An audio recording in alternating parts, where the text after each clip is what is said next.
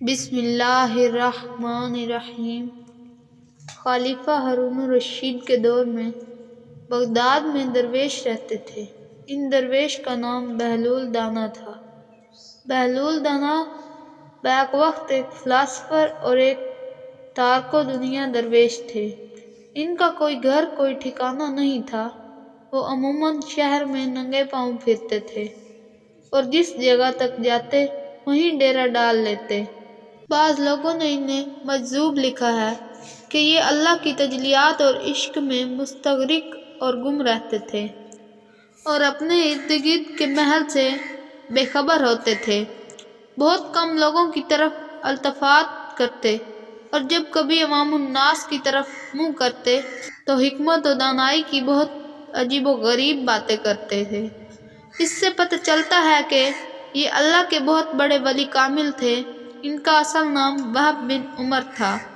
ایک دن بہلول دریا کے کنارے بیٹھے ساحل کی گیلی ریت کو اپنے سامنے جمع کر کے اس کی ڈھیریاں بنا رہے تھے اور ملکہ زبیدہ اپنے محل کے چرکے سے بڑے اہتمام سے ان کو یہ کام کرتے دیکھ رہی تھی۔ وہ مٹی کی ڈھیری بناتے اور پھر اپنے ہاتھ سے ہی اس کو مسمار کرتے تھے۔ ملکہ جو روکے سے اتر کر اپنی سہیلیوں کے ہمراہ دریا کے کنارے آ گئی اور بہلول سے پوچھا، کیا کر رہے ہو بہلول؟ بہلول نے ادائے بے نیازی سے کہا، جنت کے محل بنا رہا ہوں۔ ملکہ نے سوال کیا، اگر کوئی تم سے یہ محل خریدنا چاہے تو کیا تم اس کو فروخت کرو گے؟ بہلول نے کہا، ہاں ہاں کیوں نہیں، میں بناتا بھی ہوں اور فروخت بھی کرتا ہوں۔ تو بتاؤ ایک محل کی قیمت کیا ہے؟ ملکہ کے سوال کرتے ہی بہلول نے بے ساختہ کہا، 3 درہم۔ ملکہ زبیدہ نے اسی وقت اپنی کنیزوں کو حکم دیا کہ بہلول کو 3 درہم ادا کیے جائیں اور ادا کر دیے گئے۔ یہ تمام واقعات ملکہ نے اپنے شوہر خلیفہ ہارون الرشید کو بتایا۔ خلیفہ نے اس واقعے کو مذاق میں ڈال دیا۔ رات کو جب ہارون الرشید سوئے تو انہوں نے خواب میں جنت کے مناظر دیکھے۔ سارے پھل اور پھول وغیرہ دیکھنے کے علاوہ وہ بڑے اونچے اونچے خوبصورت محلات بھی دیکھے۔ ایک سرخ یاقوت کے بنے ہوئے محل پر انہوں نے زبیدہ کا نام لکھا ہوا دیکھا۔ ہارون الرشید نے سوچا کہ میں دیکھوں تو صحیح، کیونکہ یہ میری بیوی کا گھر ہے۔ وہ محل میں داخل ہونے کے لیے جیسے ہی دروازے پر پہنچے تو ایک دربان نے انہیں روک لیا۔ ہارون الرشید کہنے لگے، اس پر تو میری بیوی کا نام لکھا ہوا ہے، اس لیے مجھے اندر جانا چاہیے۔ دربان نے کہا، نہیں، یہاں کا دستور الگ ہے، جس کا نام ہوتا ہے اسی کو اندر جانے کی اجازت ہوتی ہے، کسی اور کو اجازت نہیں ہوتی، لہذا آپ کو داخل ہونے کی اجازت نہیں ہے۔ جب دربان نے ہارون الرشید کو پیچھے ہٹایا تو ان کی آنکھ کھل گئی۔ بیدار ہونے پر فوراً خیال آیا کہ مجھے تو لگتا ہے کہ بہلول کی دعا زبیدہ کے حق میں اللہ رب العزت کے ہاں قبول ہو گئی۔ وہ ساری رات اسی افسوس میں کروٹیں بدلتے رہے۔ چنانچہ وہ شام کو بہلول کی تلاش کرتے ہوئے ادھر ادھر دیکھ رہے تھے کہ اچانک انہوں نے دیکھا کہ بہلول ایک جگہ بیٹھے اسی طرح مکان بنا رہے ہیں۔ ہارون الرشید نے السلام علیکم کہا۔ بہلول نے جواب دیا، وعلیکم السلام۔ ہارون الرشید نے پوچھا، کیا کر رہے ہیں؟ بہلول نے کہا کہ جنت کے محل بنا رہا ہوں۔ ہارون الرشید نے پوچھا، بیچو گے؟ تو بہلول نے کہا، ہاں ہاں کیوں نہیں، میں بناتا بھی ہوں اور فروخت بھی کرتا ہوں۔ تو بتاؤ ایک محل کی قیمت کیا ہے؟ بہلول نے بے ساختہ کہا، تیری پوری سلطنت۔ ہارون الرشید نے کہا، اتنی قیمت تو میں نہیں دے سکتا، کل تو آپ 3 درہم کے بدلے دے رہے تھے اور آج پوری سلطنت مانگ رہے ہو۔ بہلول دانا نے کہا کہ کل بن دیکھے معاملہ تھا اور آج تم محل دیکھ کر آئے ہو۔ خلیفہ یہ سن کر گھٹنوں کے بل بہلول دانا کے سامنے مایوس ہو کر بیٹھ گئے اور کہا کہ حضرت آپ مجھ سے میری ساری سلطنت لے لیں اور مجھے ایک محل دے دیں۔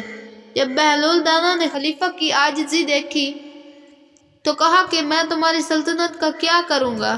اس دنیا کی محبت تو بہت سے گناہوں کی جڑ ہے، جاؤ اپنی سلطنت اپنے پاس رکھو۔ इस महल को भी तुम्हारे लिए 3 दरहम में फरोख्त करता हूँ। हजरत सैयदना नासिर सकवी रहमतुल्लाह फरमाते हैं, एक बार मुझे कब्रिस्तान जाना हुआ। वहाँ मैंने हजरत सैयदना बहलूल दाना रहमतुल्लाह को देखा कि कब्र के करीब बैठे मिट्टी में लूट पूट हो रहे हैं। मैंने पूछा, आप यहाँ क्यों बैठे हैं? जवाब दिया, मैं ऐसी कौम के पास हूँ जो मुझे अजियत नहीं देती और अगर मैं गायब हो जाऊँ तो मेरी गीबत नहीं करती। मैंने अर्ज की, रोटी महंगी हो गई है। तो फरमाने लगे, अल्लाह अज़्ज़वजल की कसम, मुझे कोई परवाह नहीं, अगरचा दाना दिनार का मिले, हम पर इसकी इबादत फ़र्ज है जैसे कि हमें हुक्म दिया गया है, और हमारा रिज़्क़ इसके ज़िम्मा करम पर है जैसा कि इसने हमसे वादा कर रखा है। एक मर्तबा किसी ने कहा, बहलूल बादशाह ने तुम्हें पागलों की मर्दमशुमारी का हुक्म दिया है। फरमाया, इसके लिए तो एक दफ्तर दरकार होगा। हाँ, दाना गिनने का हुक्म होता तो उंगलियों पर गिने जा सकते। एक दिन बहलूल बाजार में बैठे हुए थे कि किसी शख्स ने पूछा, बहलूल क्या कर रहे हो? तो बहलूल ने कहा, बंदों की अल्लाह से सुलह करवा रहा हूँ। इस शख्स ने कहा, फिर क्या बना? बहलूल ने कहा, अल्लाह तो मान रहा है लेकिन बंदे नहीं मान रहे। कुछ अरसे बाद इस शख्स का एक कब्रिस्तान के पास से गुजर हुआ तो देखा बहलूल कब्रिस्तान में बैठे हैं। करीब जाकर पूछा, बहलूल क्या कर रहे हो? बहलूल ने कहा, बंदों की अल्लाह से सुलह करवा रहा हूँ। इस शख्स ने कहा, फिर क्या बना? बहलूल ने कहा, बंदे तो मान रहे हैं मगर आज अल्लाह नहीं मान रहा। बहलूल की दानाई के बहुत सारे किस्से हैं, बहुत सारे वाक़यात हैं जिनसे ज़िंदगी की इन तमाम तर कीमती बातों का अंदाज़ा होता है जो कि हकीकत पर मबनी होती हैं, और मालूम होता है कि इंसान अगर इन तमाम बातों पर अमल कर ले तो इंसान को किसी न किसी हद तक कामयाबी मिल सकती है। वाक़या मशहूर है कि एक मर्तबा एक शख्स ने बहलूल से कहा, ऐ दाना बहलूल, मेरे पास कुछ रकम है, मुझे मशवरा दो कि मैं क्या खरीदूं कि इससे नफ़ा हासिल कर सकूं। बहलूल ने इस शख्स को जवाब दिया, रुई और लोहा खरीद लो। वो शख्स रुई और लोहा खरीद लेता है। इत्तफाक से कुछ ही दिन में रुई और लोहे की कीमत बढ़ जाती है जिससे इस शख्स को काफ़ी मुनाफा हासिल होता है। ये शख्स दोबारा बहलूल के पास जाता है और कहता है, ऐ दीवाने बहलूल, मेरे पास काफ़ी रकम है, मुझे मशवरा दो कि मैं क्या खरीदूं जिससे नफ़ा हासिल हो। ये सुनकर बहलूल इसे कहता है, प्याज और तरबूज खरीद लो। ये शख्स अपनी पूरी रकम प्याज और तरबूज की खरीदारी में लगा देता है। काफ़ी दिन गुजर जाते हैं, खरीदार तो कम आते हैं लेकिन प्याज और तरबूज गल सड़ कर खराब हो जाते हैं। ये देखकर वो शख्स गुस्से में बहलूल के पास जाता है और कहता है, जब मैंने पहली मर्तबा तुमसे मशवरा किया तो तूने कहा कि रुई और लोहा खरीद लो। मैंने वैसा ही किया और मुझे नफ़ा हासिल हुआ, लेकिन दूसरी दफ़ा तुमने मुझे प्याज और तरबूज खरीदने को कहा जो सारे सड़ गए और मुझे काफ़ी नुकसान हुआ। तूने ऐसा क्यों किया? ये सुनकर बहलूल मुस्कुराया और कहा, पहले तुमने मुझे दाना बहलूल कहकर पुकारा था तो मैंने तुम्हें मशवरा भी दानाई से दिया, लेकिन दूसरी मर्तबा तुमने मुझे दीवाना बहलूल कहकर पुकारा और मैंने दीवाना बनकर तुम्हें मशवरा दिया था। ये मिसाल वज़ाह करती है कि आपके अल्फाज असर रखते हैं। आपके वो अल्फाज जो कि किसी की बड़ाई और मर्तबे में इजाफा कर रहे हों या किसी की इज्जत में इजाफा कर रहे हों, इससे सुकून मिलता है और इसे अच्छा भी लगता है। और दूसरी जानिब अगर आपके अल्फाज किसी दूसरे को तकलीफ़ पहुंचाने वाले हों और इसकी तहकीर करने वाले हों तो इससे इस बात का भी बुरा लगता है, वो आपकी ज़ात में भी बुरा ही सोचेगा। बहलूल दाना के बारे में आखिरी वाक़या आपको सुनाते हैं। एक दिन आप बादशाह के पास गए जो इस वक्त कुछ सोच रहा था। आपने पूछा, सोचते क्या हो? इसने कहा, मैं आप इस वक्त दुनिया की बेवफाई पर गौर कर रहा हूँ कि इस बेवफा ने किसी से भी निभा नहीं किया। आपने कहा, अगर दुनिया वफादार होती तो तुम आज बादशाह क्यों कर बन सकते? बस इस किस्से को जाने दो और कुछ सोचो।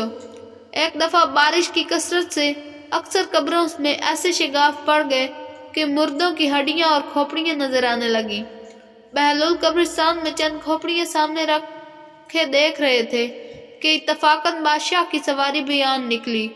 اس نے انہیں اس شغل میں مصروف دیکھ کر پوچھا، بہلول یہ کیا دیکھ رہے ہو؟